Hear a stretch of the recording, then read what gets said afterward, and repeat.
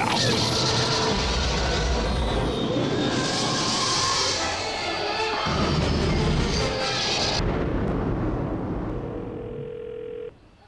In theater number 1, the May Chinese Auditorium, we're presenting Star Wars, the new edition.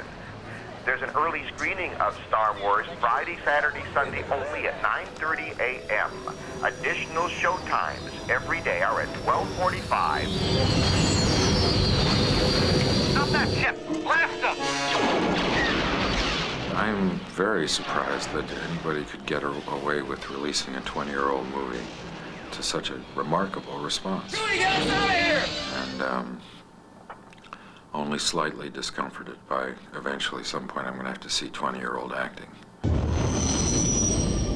I mean, there's the odd sideburn here and there, but for the most part, like any fairy tale, it's timeless.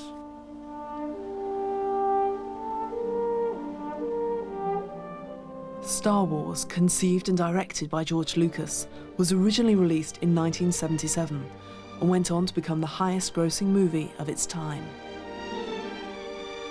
And I was just making a movie that I thought was going to be an enjoyable movie that I wanted to make, that was tell a story that I wanted to tell in a way that I wanted to tell it. Most of the cast go around saying we all thought it was a bit of a turkey when we made it. I had great confidence that we were going to make all three. I remember predicting this thing's going to be bigger than Planet of the Apes. I didn't think the movie was going to sell at all. Now we zoom ahead to last week, where we call up George and say, "So George, the picture's opening. What do you think it'll do?" And he said, "Well, he said we have a pool, the board of directors and I." And he said, I forecast it's going to do about $9.3 million. For the weekend. I said, "George, how'd you come up with 9.3?" And he said, "Well, that's what a movie did last week, and it was a movie just opening."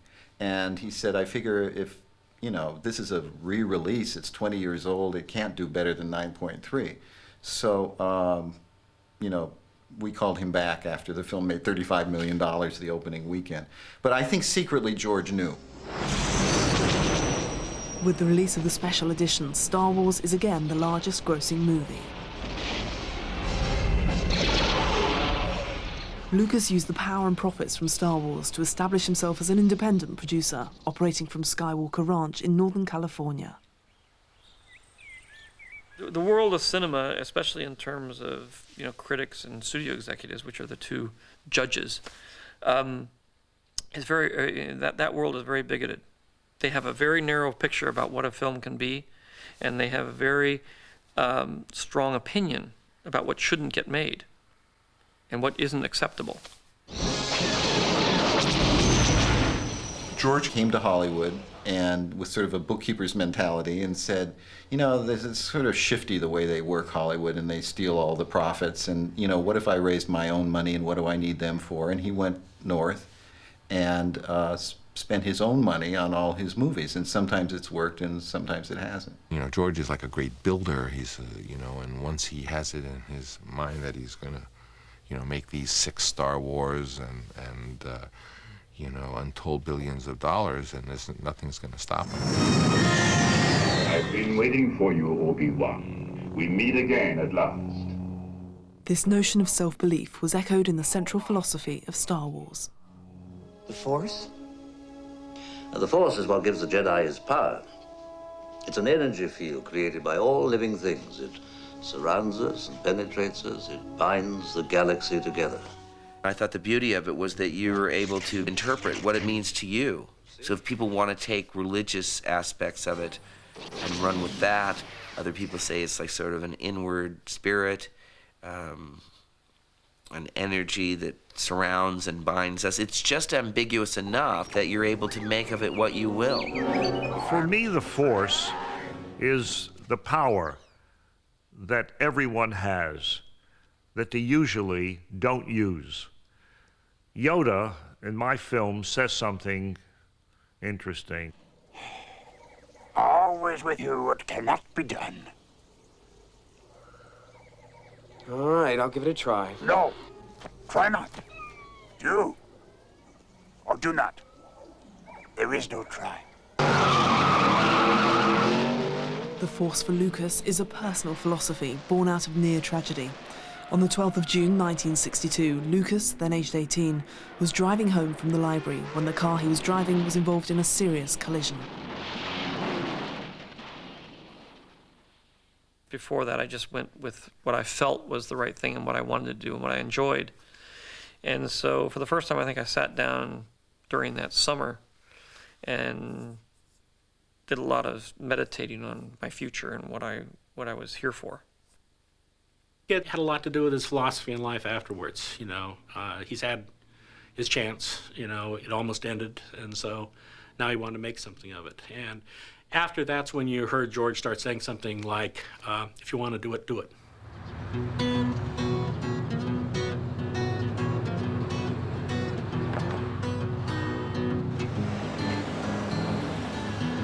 I remember him being born as he was on Mother's Day on May 14th in 1944, and he was just a, scrawny little guy with sort of big ears flapping and so forth.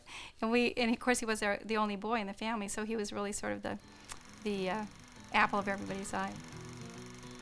I was always interested in building things, so I had a little shed out back where a lot of tools, and I would build chess sets and doll houses and cars. We built lots and lots of race cars. We push around and run down hills and things, like soapbox derby. Lucas's father, George Walton Lucas Sr., was a self-made man who owned a local stationery store and was a committed Methodist. George's dad was very strict. And he used to make George shave his head every summer. Us, it didn't bother George. I mean, he was humiliated. I guess I had the advantage of always feeling that my father was very fair. He may have been very strict, but he was also very fair. He also told me why I couldn't do whatever it was. It wasn't just sort of edicts that were laid down arbitrarily. It was always a reason behind everything. As I got older, I was very interested in cars from the point of about 11 or 12. Got extremely interested in cars and motorcycles. In high school, we started playing with real cars now, which was a lot of fun. And only, neither George nor I had the kind of cars that everyone else had. My father got me a little tiny Fiat, the smallest, a little 2-stroke engine in it and stuff, and he figured that would be safe because it couldn't go that fast. And I worked in a foreign car service, so I immediately took it in, took the engine apart, put it back together again, and made it extremely fast.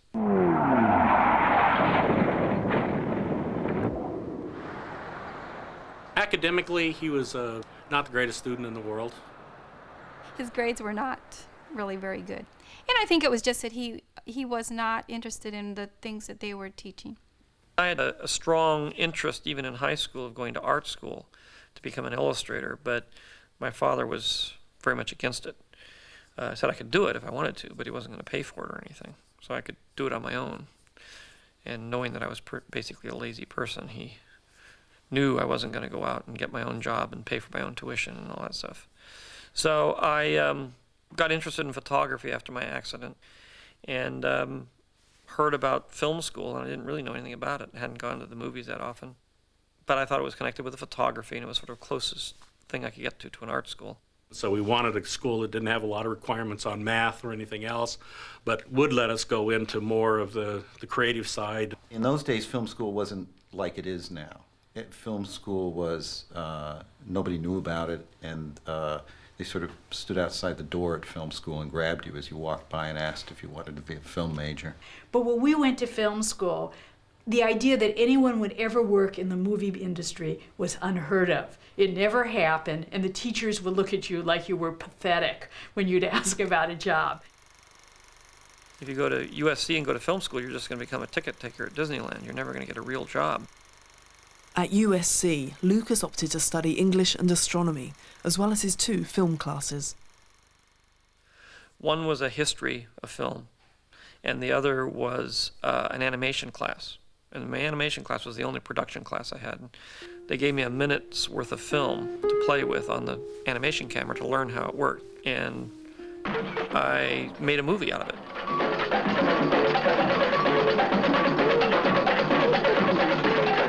The instructor was so impressed with it, he entered it in a bunch of film festivals, and I think it won about, I don't know, 18 or 19 film festivals that year.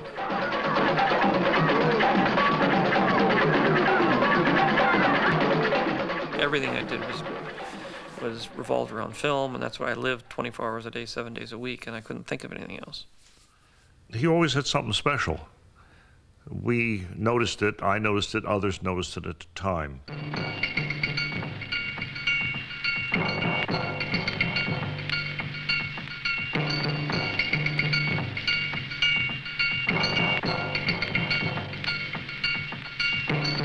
George was very shy, but he was very energetic, and he was sort of a loner in a way. George was seen at the time at film school after the first or second semester. He was recognized as being the star. The culmination of Lucas's achievements at film school was his triumph in the National Student Film Festival for Best Drama, with the futuristic THX 1138 Electronic Labyrinth. Resources at USC were scarce, but Lucas was able to obtain funds designated for a military class he had volunteered to teach. The Navy crew had all the greatest equipment, had all the free film, color film. A lot of us had to shoot black and white at the time.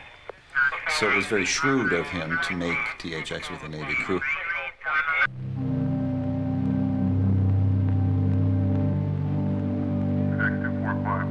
I remember when I saw the first cut that he had done of THX 1138 as a student film, there was this wild mixture of Bach, and then skittering around in that were these the chatterings of almost indistinguishable voices in air traffic control or something like that.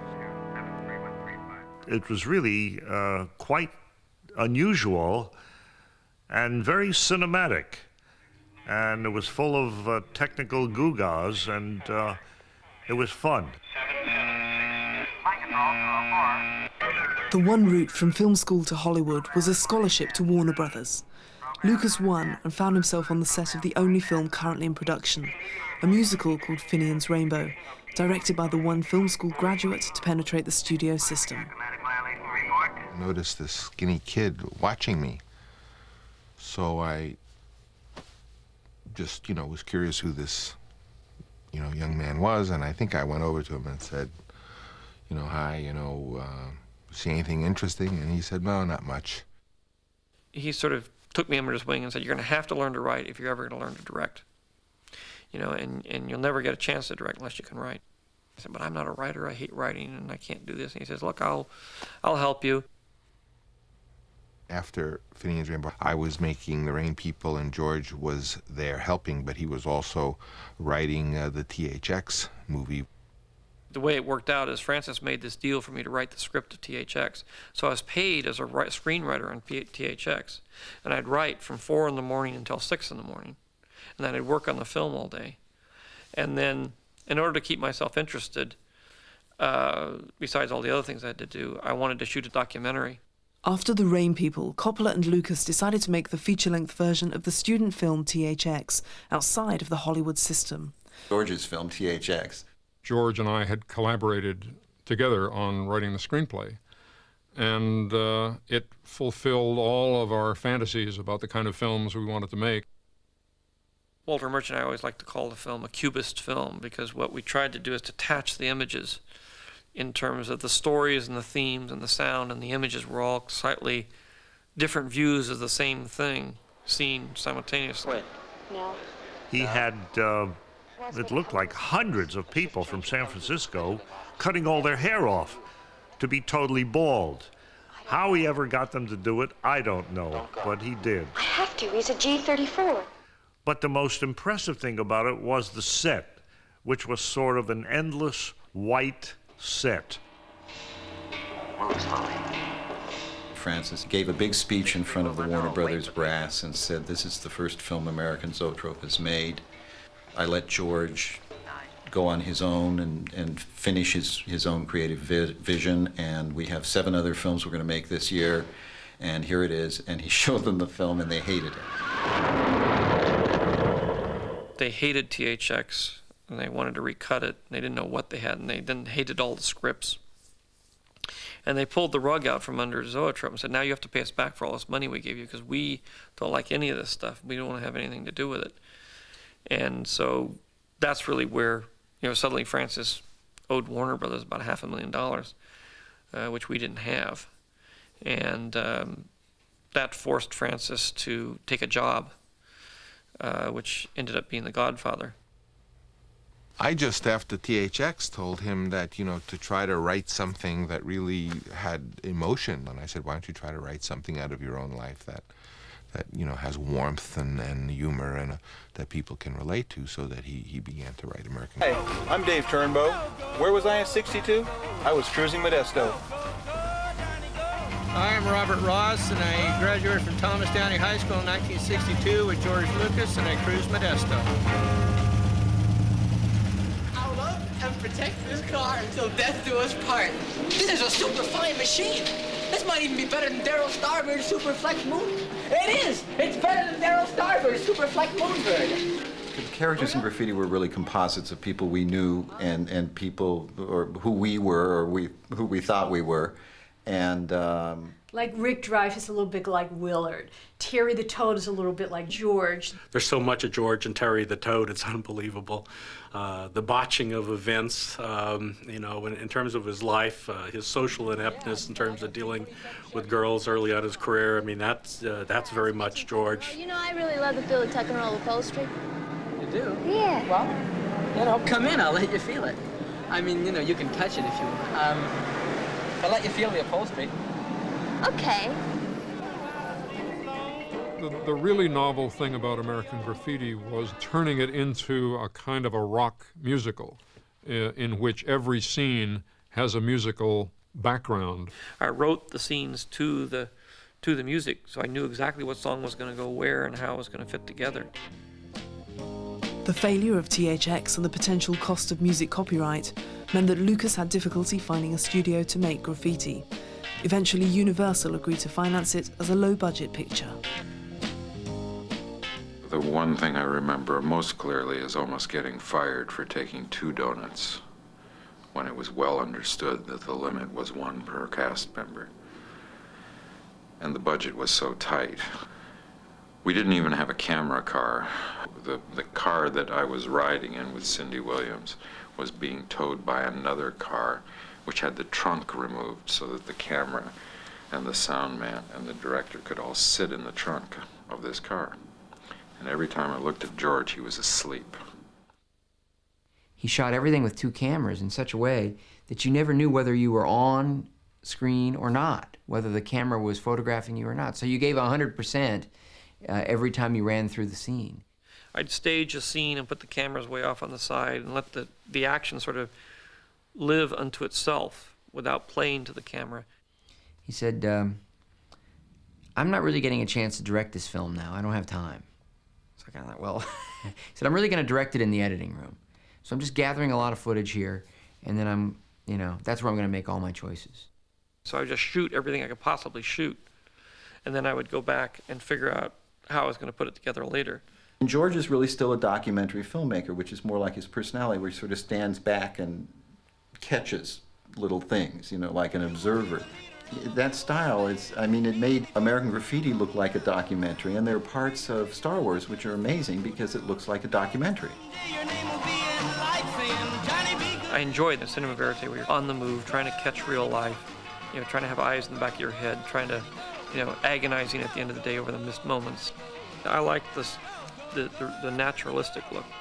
That's one of the things about Star Wars. Things aren't perfect. Things aren't perfectly framed. You purposely frame things slightly off in order to give you that sense that you sort of caught something. I finished the film, and we screened the film for the studio up here in San Francisco. And the executives came up, and they saw the film, and the audience loved the film. We came out of the back of the theater, and the studio executive said, well, I'm very disappointed, and we have a lot of work to do, and blah, blah, blah. And I said, are you crazy? I said, we just showed this movie, and And the audience loved it. I said, you ought to go get on your knees and thank this young guy for saving your job, I told him. And if you don't want it, I said, we'll be happy to buy the film. Lucas was not involved in the recut ordered by the studio. Graffiti became the most profitable movie in history, taking $50 for every dollar invested and making Lucas a millionaire. And eventually, after Star Wars came out, I was able to go back and restore the films the way I wanted them. So now, in terms of being on video, they're the way they were originally intended. And the original mutilated version doesn't exist anymore. Early days of Zoetrope for a film based on the Vietnam War.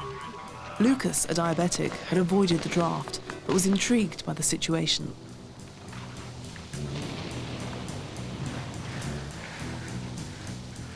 However, the studios refused to back the project that would eventually become Francis Ford Coppola's Apocalypse Now.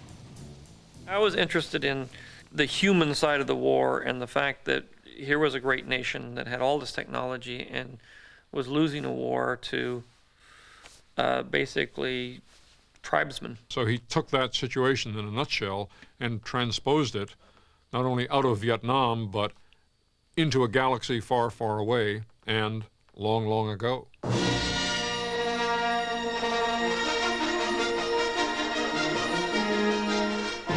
I knew I wanted to take a kind of serial motif, very fast-paced action idea, and then tie these themes to it. A rocket ship is loaded with enough solarite to destroy the principal cities of the Earth. George wanted to do Flash Gordon, and he met with the people who owned it, and they didn't take him at all seriously. Do not surrender at once. He took the idea of the Flash Gordon trailers, you know, the diagonal titles that talk about the universe at that point, and then he sort of combined it with a Stanley Kubrick 2001 world, you know, and then created his own Flash Gordon. Lucas set to the torturous process of writing Star Wars.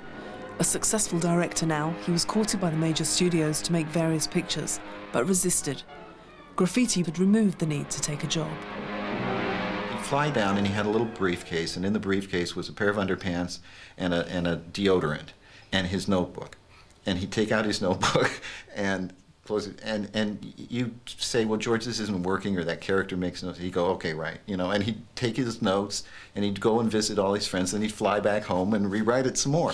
He had a whole Star Wars script that I thought was fine, and then he chucked it, and I think he had seen Hidden Fortress by that point and was interested in The Two Servants. When I started Star Wars, the part of Hidden Fortress that I was inspired by was ultimately the fact that the story's point of view is told from the lowest level person in the film. In that film, it's the two peasants.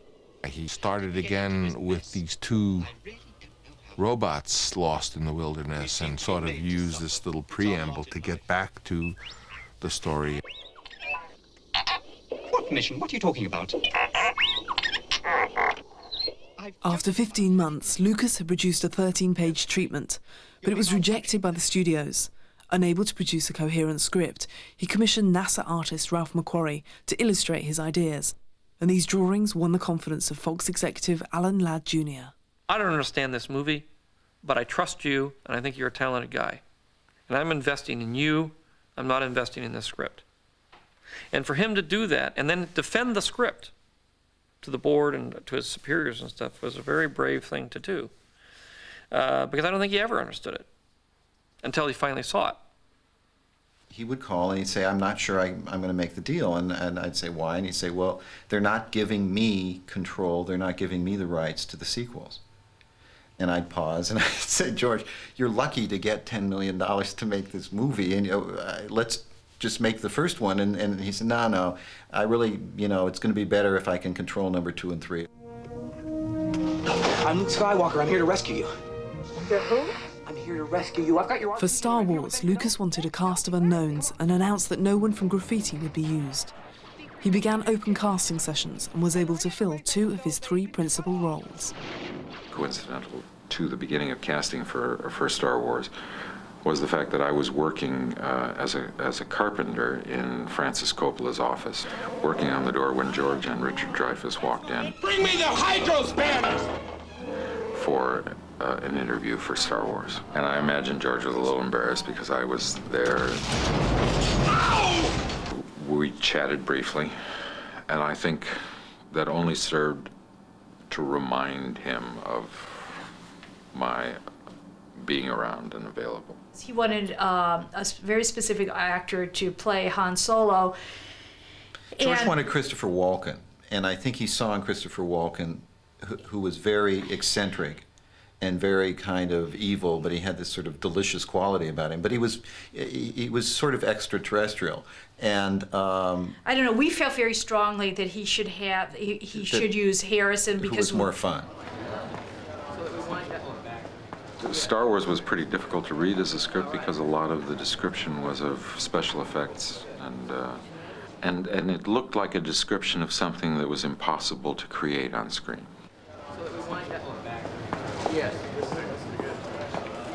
There's a line I remember from the original test where Han Solo says, "Hey, look, I've held up my side of the bargain. Now I'm turning this ship around." I said, "But we can't turn back. Fear is their greatest defense. I doubt if the actual security there is any greater than it was on Aquilai or Sullust, and what there is most likely directed towards a large-scale assault." And I thought, who talks like this? Well, I did say to George, you can type this shit, but you can't say it. And it's still true. I mean, there's a bit of a trick to saying it'll take a few minutes for the Navicomputer to calculate the coordinates. On the crew, I had the art department, John Barry, who was my production designer. We became like partners in making this thing happen. A lot of the rest of the crew really didn't have any idea what was going on. A lot of the English crew, especially Gil Taylor, were very rough. And, you know, we were there on the set when they're like making fun of Chewbacca and saying, "Put some more light on the dog." George doesn't really communicate that directly with people on the set. He prefers to have everything on film or on some kind of digital format that he can weave you around into whatever formation he wants. I have never seen him so depressed into the question, you really say, is he going to make it through this movie? Is he going to get up in the morning to go to the set? Because so much of what George visualized, he was not able to achieve. And he was in a state of just constant frustration. Every day he'd say, you know you're not going to get 100%, but you think maybe you'll get 70 or 80. He said, I'm getting like 40% every day. Crews wouldn't work after 5:30 and that sort of thing, where you just really, if you just get another hour or so, you could sort of finish the scene and then move on, and you wouldn't drop behind. As a result of that, we fell several weeks behind schedule, and the studio finally cut us off, and I sort of ended up with an 80% shot movie. George, I think, came from sort of a middle-class background, and he felt it was irresponsible to go over budget. And he's always felt like that, and so he doesn't. And he cuts corners, although it's killing him, and he'll finish on time, and he'll find cheaper ways to do things. I came back, ILM had not shot anything at all. They'd spent half of their budget. They had no shots whatsoever. And it just looked like the ship had sunk, and I just hadn't realized it yet. The effects industry in Hollywood was virtually non-existent in the mid-70s. So to produce the special effects, Lucas had established his own company, ILM, Industrial Light and Magic. I'd say around the beginning of 1976, the hardware, the gear started arriving that had been designed for the Dijkstraflex camera and some of the other camera gear, animation equipment that we were going to be using. And it took 6 or 8 months to actually get that stuff actually functioning. It was very difficult to try to make that schedule because no film had really been done like that before, where you had to develop so much hardware at the beginning of it in order to get the vision on the screen. In the days of Star Wars, I don't think George even really thought of special effects as special effects. He just wanted to make his movie. Stay in attack formation.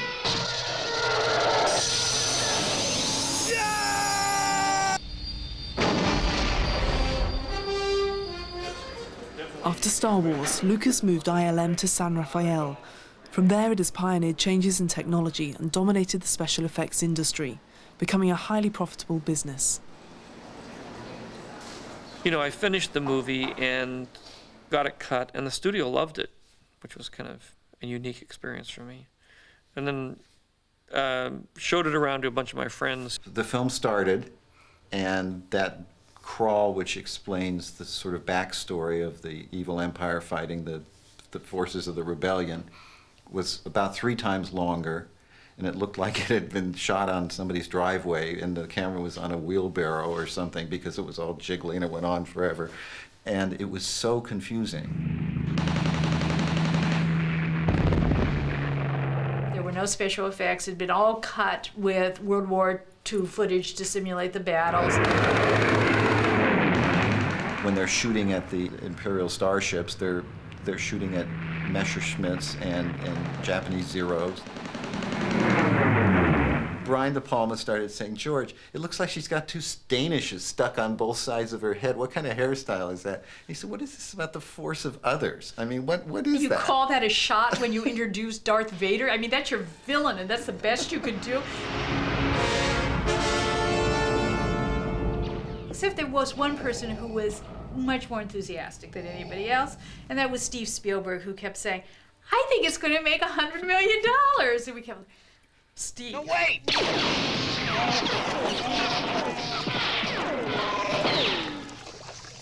forget it! I already tried it! It's magnetically sealed! Put that thing away! You're gonna get us all killed! Absolutely, Your Worship. Look, I had everything under control until you let us down here. You know, it's not going to take them long to figure out what happened to us. It could be worse.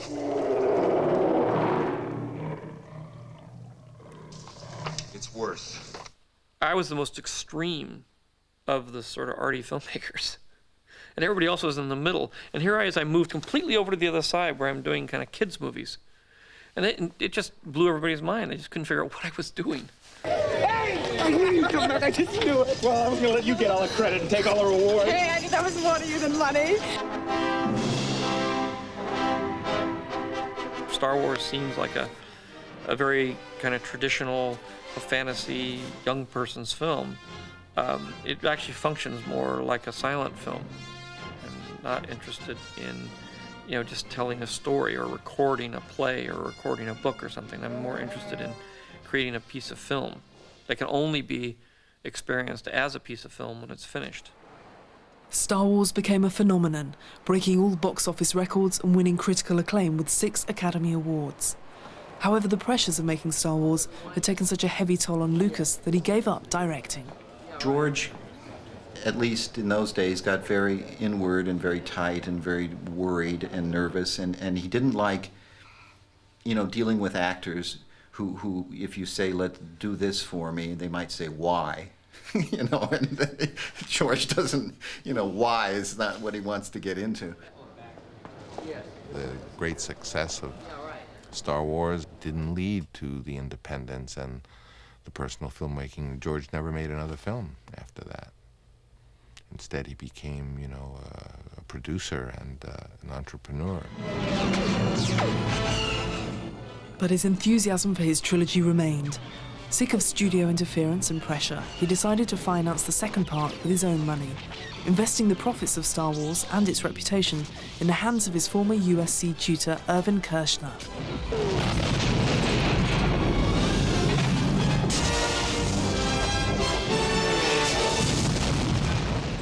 The thing that scared me as much as the actual technical aspect of the film was the fact that George said, you know, it's my money that's paying for this film.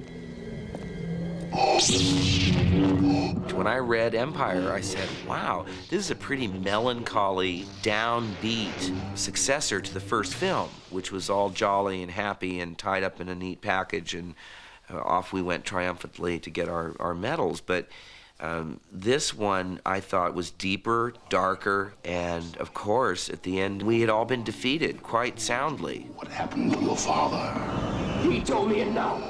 Lucas's faith was rewarded when Empire took almost as much money as Star Wars. I am your father.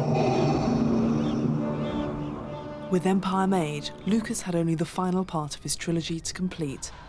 Return of the Jedi was released in 1983 and again broke box office records.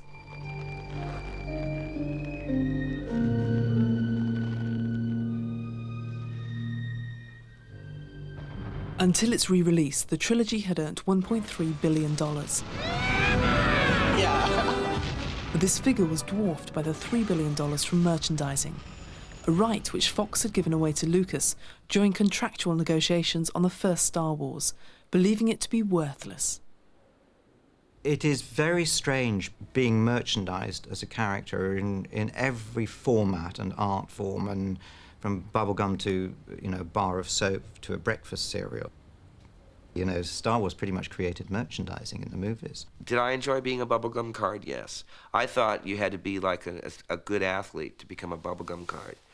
And we created a new way to be a bubblegum card. Kellogg's C-3POs. Twin rings of honey-sweetened oats, corn and wheat fused together in outer space for a truly galactic breakfast. Yes, the Force can be with you at breakfast with Kellogg's C-3POs. But Star Wars marketing didn't end in the shops. In 1985, the Star Tours ride was opened by Lucas at Disneyland. My character is out there on the outside, sort of mending the spaceship that you might get it into, bantering with R2. And then my voice track is going along there. I also do the seat announcements, Please make sure your seatbelts are securely fastened. What is it now? Disney have recently opened a new ride based on another enduring Lucas creation.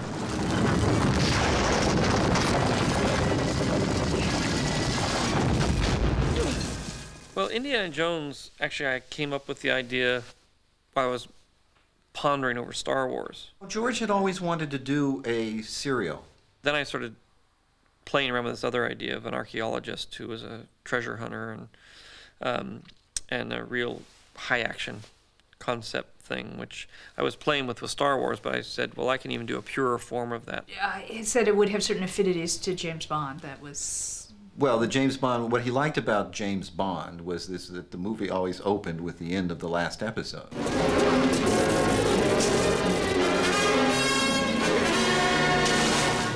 So James Bond was always in some action sequence that really didn't have anything to do with the rest of the film, and then he'd be given his new mission and go off and do it. I started taking it to my friends. I took it to Phil Kaufman, and he worked on it for a little while. He actually came up with the idea for the Ark, and then he didn't want to do it. He went off and did another movie, and then I'd tell people, and they'd say, oh, that's interesting. And so after I'd finished Star Wars, I told it to Steven, and he just jumped on the idea and said, this is great. When first I was aware of Indiana Jones, it had already been cast, and Tom Selleck was to be Indiana Jones. It was only the fact that Tom couldn't get out of his contract for a television series that led to George, once again, casting about. For Indiana Jones, Lucas decided to go back to the studios. With a Spielberg-Lucas dream ticket, he was able to secure the most profitable deal in Hollywood history.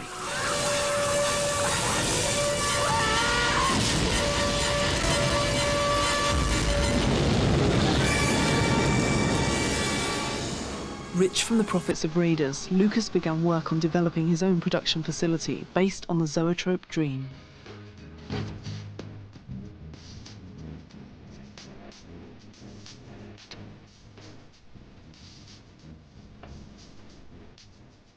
As a writer, and when I was doing THX, I worked in my house. I wrote the script in my house. When I edited the film, I put my editing machine in the attic. I put Walter Murch down in my second bedroom, and I turned my house into a studio. I just wanted to continue that idea. When we first drove out there, and it was nothing but, countryside, except suspiciously it was on Lucas Valley Road. And I said, was this the only piece of land you looked at? I think what he was trying to do was recreate film school. I wanted it to be a very warm and kind of nurturing environment. At worst, it's sort of like Xanadu, where he's built this thing up there that I don't know what they're going to do with it when George is gone.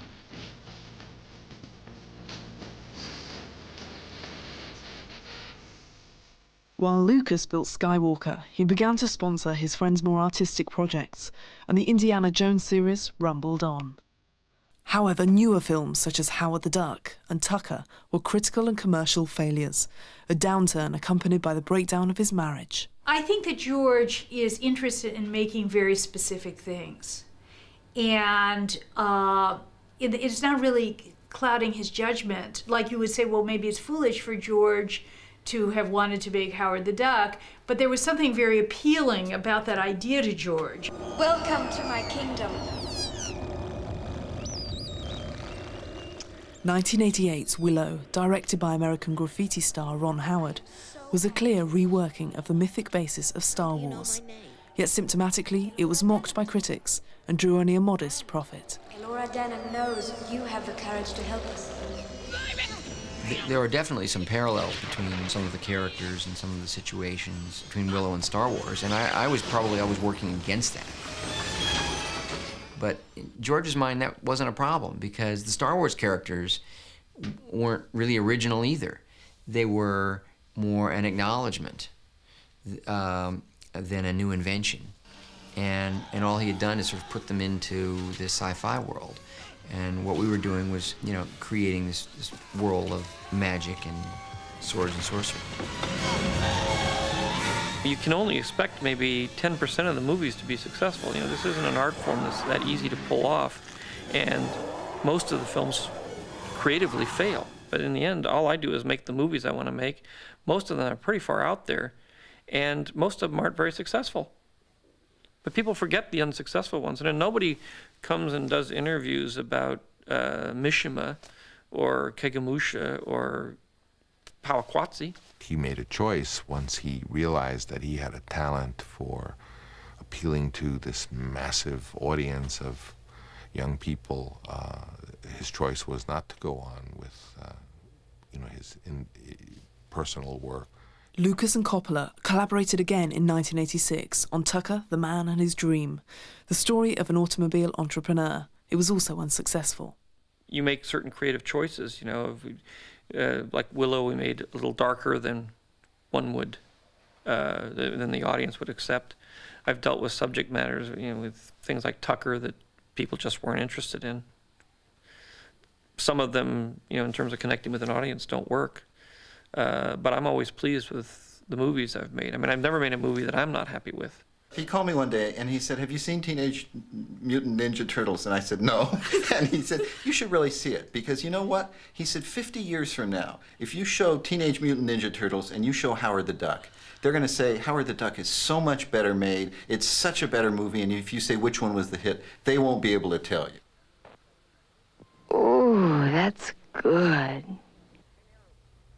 George was one of the most talented American film directors of that time, and somehow, with the great success of Star Wars, we were deprived of those films that he was going to make and might have made.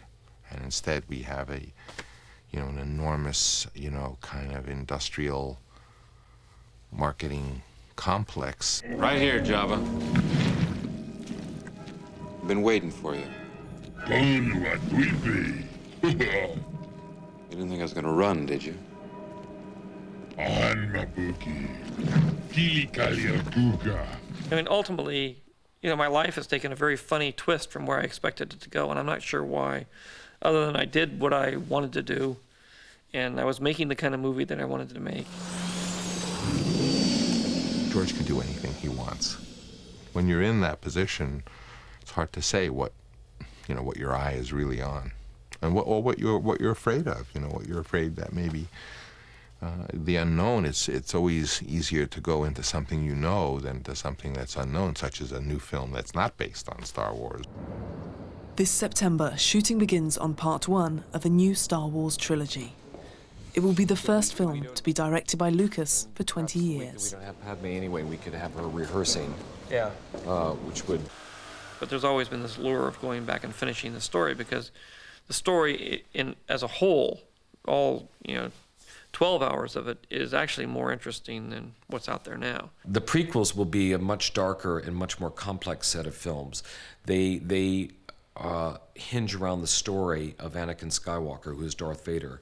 And we meet Anakin when he's a young boy, and we watch him become a Jedi Knight, and we watch him meet Obi-Wan, who becomes his mentor. But much more importantly, all of those films lead up to the moment, that crisis moment in his life where he chooses the dark side.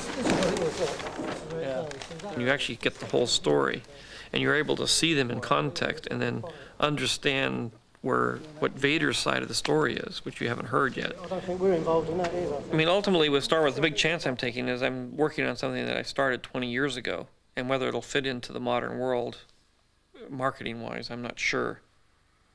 Fortunately, I'm in a situation where I don't really have to worry too much about that. I can just make the movie the way I see fit, and wherever the chips fall are going to be pretty much okay. So he's accepted the fact that he's Mr. Star Wars, and that's when he just got behind the whole thing and said, let's go, let's just do it right. If you write my character's name out and just use the first initial, it's Luke S. No one could ever guess that a guy like that could come in and bring all of Hollywood to its knees. Hollywood as the Death Star, and George as the conquering hero.